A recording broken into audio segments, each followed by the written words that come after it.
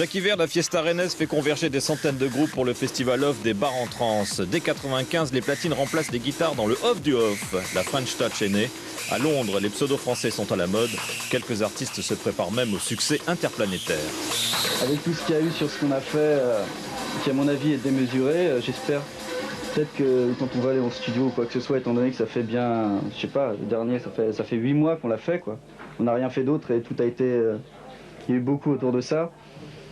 Bah, c'est attendre de prendre des vacances et voir si on arrive à faire de la musique vraiment et pas seulement un morceau quoi. Tout ce qui est médias, presse a tendance à faire gonfler les trucs vite fait quoi. J'espère que nous on va pas se planter pour...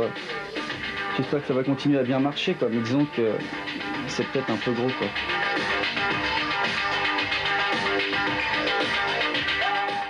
Et oui, Daft Punk c'est le groupe français qui a fait connaître la musique électronique au grand public. Et tout a commencé ici, dans cette maison de disques. Il y a 7 ans, à cette époque, seuls quelques branchés écoutaient cette musique. Maya, qui les a découverts, avait tout de même tenté le pari de sortir leur premier CD. On ne savait pas trop quel niveau de réussite on arriverait, mais on savait qu'on arriverait à imposer peut-être avec eux ce style, ce genre de musique. C'est ce qui s'est passé ? Et c'est ce qui s'est passé. Ces deux Parisiens, copains de lycée, cartonnent tout de suite. Et pourtant, la maison de disques n'a pas fini de s'arracher les cheveux. Thomas à droite et Guy Manuel, en train de boire sa bière, décident en effet, quelque temps après cette interview filmée en 95, de ne plus jamais montrer leur visage. Désormais, les Daft Punk n'apparaissent plus que masqués, en robots empotés et muets. Alors pourquoi un tel camouflage? Ils ont envie de se préserver un petit peu et qui considèrent qu'après tout, c'est pas des chanteurs, donc pourquoi montrer le visage? C'est la musique et des super images. Pour en savoir un peu plus, il faut observer leurs clips. Plus qu'une simple protection de leur vie privée, l'anti-starisation devient un véritable concept marketing. Les héros de leurs vidéos sont des animaux, des légumes ou des squelettes. Et la dissimulation n'empêche pas de vendre, bien au contraire.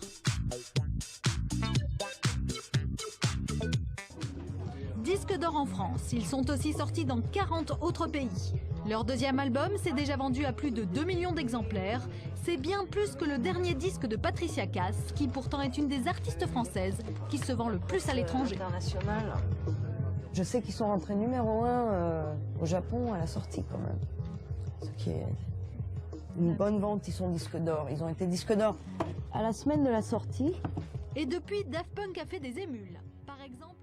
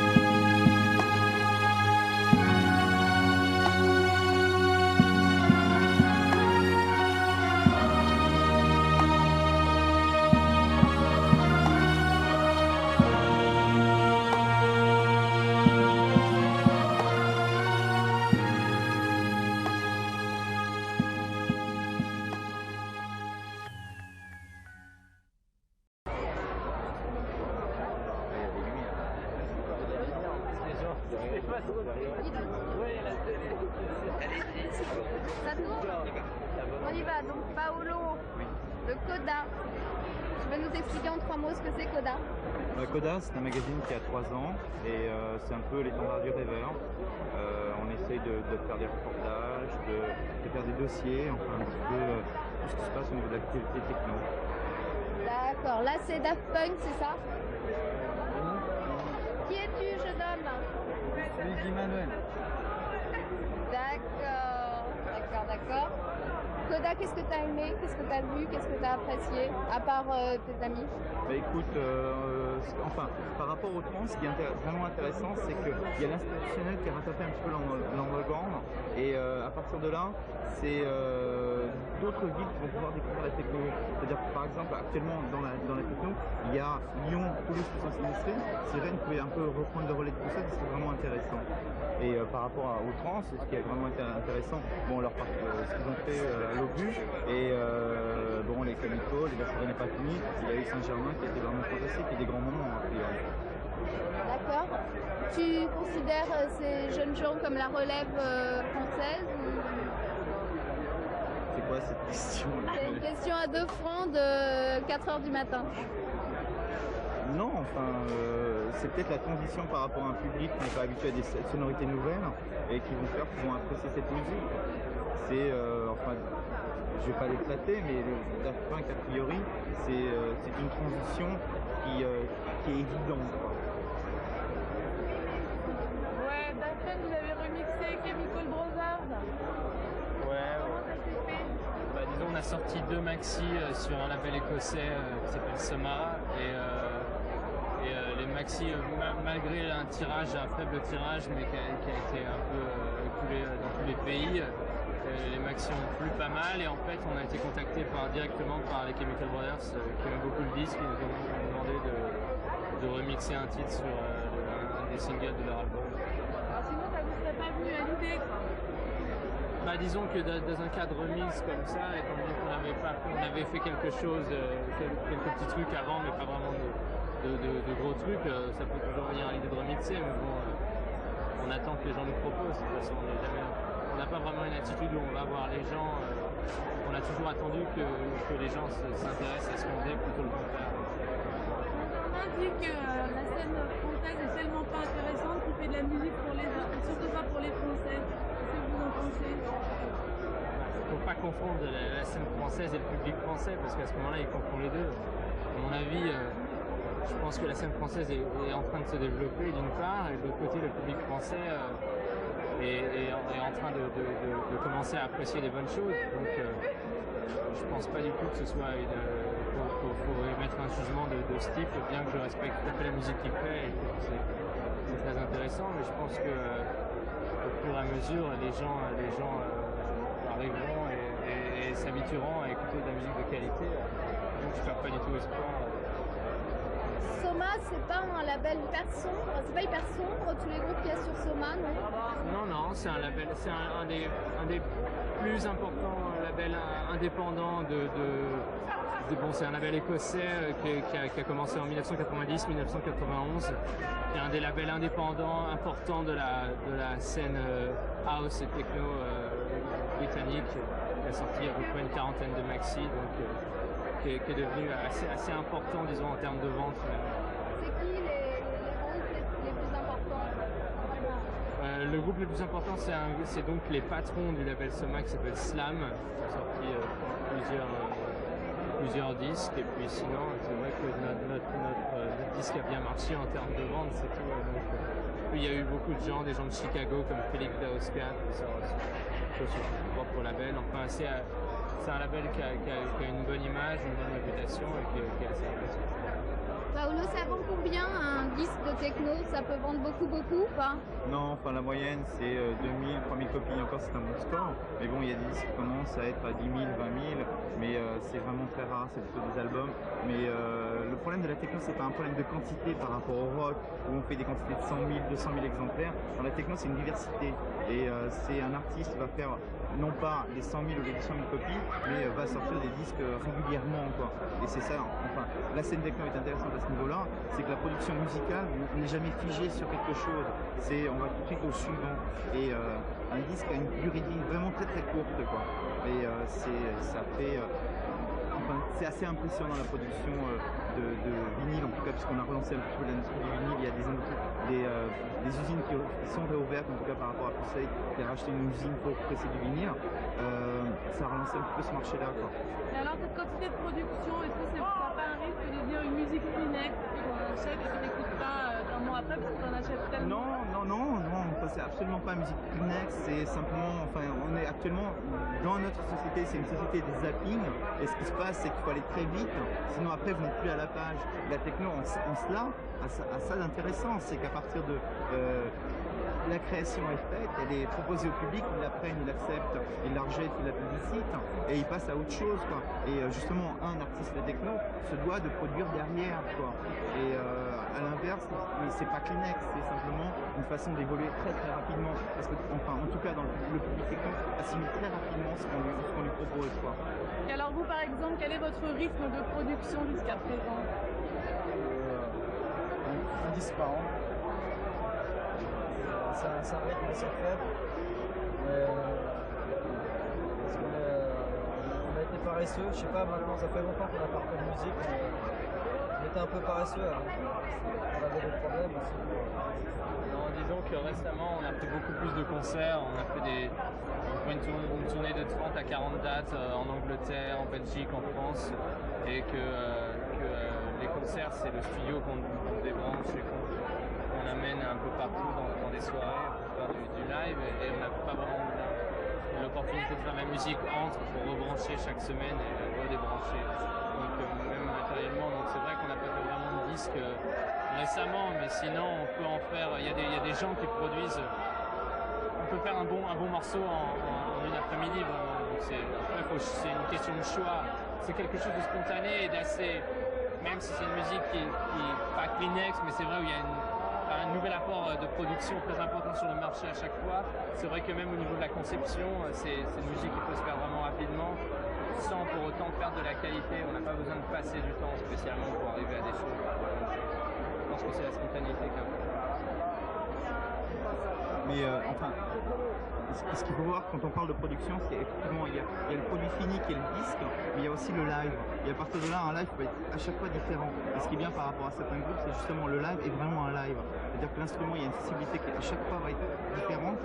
Et c'est ça aussi une production. C'est un moment donné, un instant. Et ça, c'est bien. C'est ça la technique quelque part. C'est ne pas figer les choses. Et actuellement, dans une société qui est un petit peu aseptisée, on passe très rapidement à autre chose. Merci.